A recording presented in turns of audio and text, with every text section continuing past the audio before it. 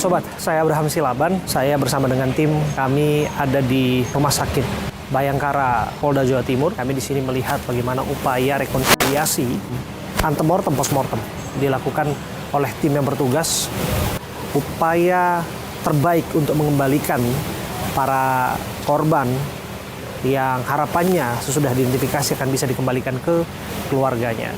Upaya ini tentu saja tidak mudah, karena bagaimanapun disebutkan bahwa bangunan bertingkat ini ambruk dan sedikitnya lebih dari 50 kantung jenazah dibawa. Hasil dari pengerahan alat berat yang dilakukan oleh petugas, upaya untuk mengidentifikasi para korban itu bisa dilakukan, kembalikan mereka kepada keluarga hingga dimakamkan.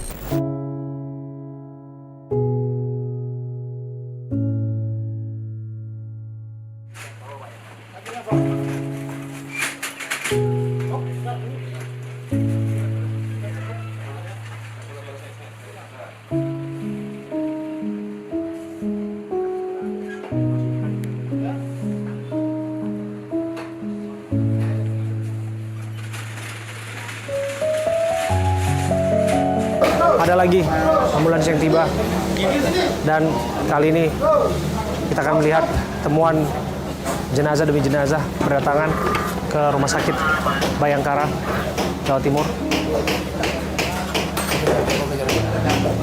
Ya.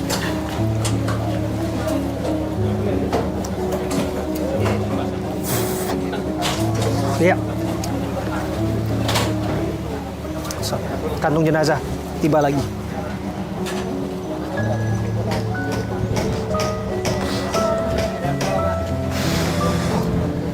Ya, sungguh memprihatinkan.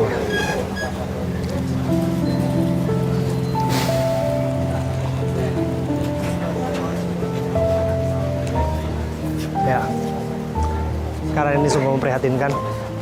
Tentu saja petugas memastikan bahwa setiap jenazah yang ditemukan di sini akan segera diidentifikasi dan dikembalikan kepada keluarganya.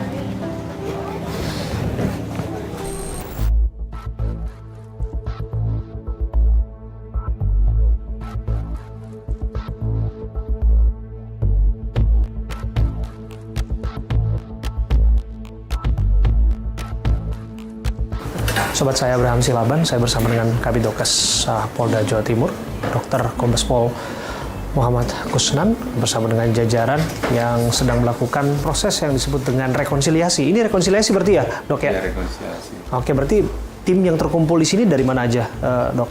Kita dari tim expertnya masing-masing, ada ahli forensik, ada ahli gigi, dan nanti juga ada inavis juga. Ini lagi persiapan tuh melakukan rekonsiliasi. Jadi kita lengkap semua, nanti baru kita membuat analisa bareng-bareng.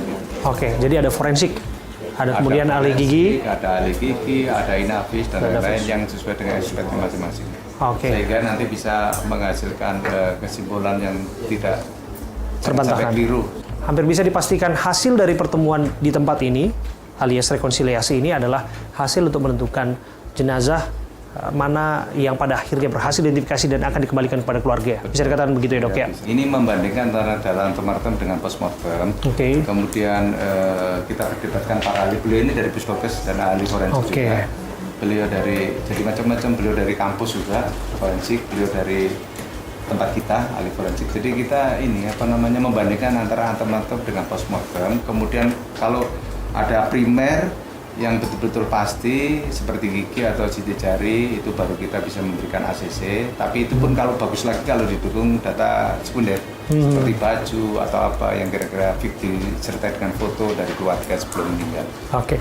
Dan pada prakteknya kemudian ketika sudah ada titik terang dari hasil rekonsiliasi ini kemudian bahwa nanti akan langsung diserahkan kepada pihak keluarga. Kalau setelah teridentifikasi ini bagus, kita lakukan penyampaian kepada keluarga, atau kalau di sini ya kita sampaikan dengan kita nyampaikan ke apa istilahnya? Rilis ya, Pak? Rilis ya, rilis.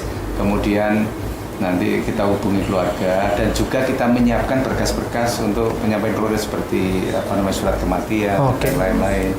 Termasuk keluarga sudah siap belum untuk menerima pemakaman di sana gitu. Jadi kita kasih kesempatan keluarga untuk menyiapkan. Oke, terima kasih sekali lagi dok. Terima kasih. Selamat bertugas semua ya dok ya. Kami tidak ingin mengganggu berlama-lama di sini karena profesional di bidangnya sedang bekerja untuk memastikan bahwa mereka-mereka yang masih disebutkan belum ditemukan bisa diidentifikasi dan segera dikembalikan kepada keluarga yang masih mencari.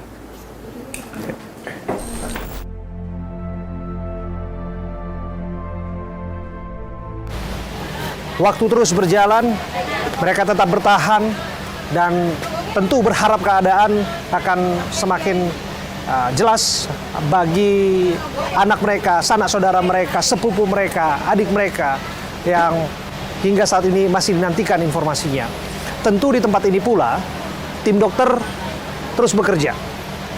Kabitokes Polda Jawa Timur bekerja sama tentu saja mengkoordinir tim Disaster Victim Identification untuk memastikan bahwa setiap kantung jenazah yang tiba akan segera diidentifikasi dengan cara rekonsiliasi. Data-data yang telah diinventarisir lewat antemortem kemudian akan direkonsiliasi dengan data postmortem.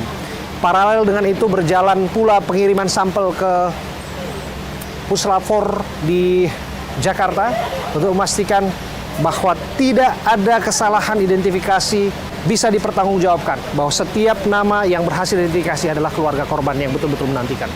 Saya Abraham Silaban, saya datang ke sini untuk melihat lebih dekat bagaimana tragisnya peristiwa ini. Tentu saja peristiwa yang disebutkan menjadi peristiwa bencana terbesar di Indonesia sepanjang tahun 2025. Sedikitnya 50 orang meninggal dunia, saudara-saudara kita. Tentu dengan hati yang kami bisa rasakan kepedihan itu oleh keluarga korban yang ada di sini, kita berharap bahwa mereka bisa mendapatkan kepastian dan yang terbaik tentu saja untuk keluarga yang menantikan. Saya Abraham Silaban, saya ada di sini.